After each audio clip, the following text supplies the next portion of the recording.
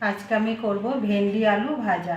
ভেন্ডি কেটে ধুয়ে নিয়েছি আর আলু কেটে ধুয়ে নিয়েছি। আমি এবার গ্যাসটা জ্বেলে নেব। গ্যাসটা জ্বেলে কড়াটা বসিয়ে দিয়েছি আর কড়াটা গরম হয়ে গেছে। আমি এবার সর্ষের তেল দিয়ে দেবো। তেলটা গরম হয়ে গেছে, আমি গোটা জিরে দিয়ে দেবো। জিরেটা ভাজা হয়ে গেছে আর পেঁয়াজ আর কাঁচা লঙ্কা দিয়ে দেবো। ভেজে দেবো। পেঁয়াজটা ভাজা হয়ে গেছে, এবার আলুগুলো দিয়ে দেবো। একটু নেড়ে চেড়ে নেবো।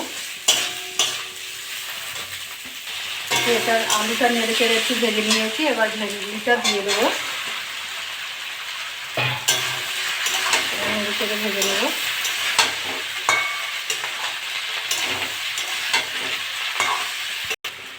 এটা নেড়ে চেড়ে একটু ভেজে নিয়েছি, আমি এবার লবণ আর হলুদ দিয়ে দেবো।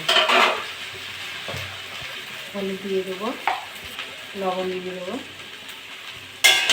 ভালো করে নেড়ে চেড়ে নেবো।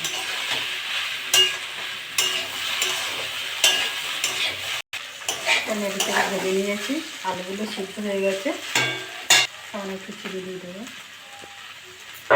নেড়ে চেড়ে ভালো করে ভাজবো। ভাজাটা আমার হয়ে গেছে, আমি এবার নামিয়ে নেব।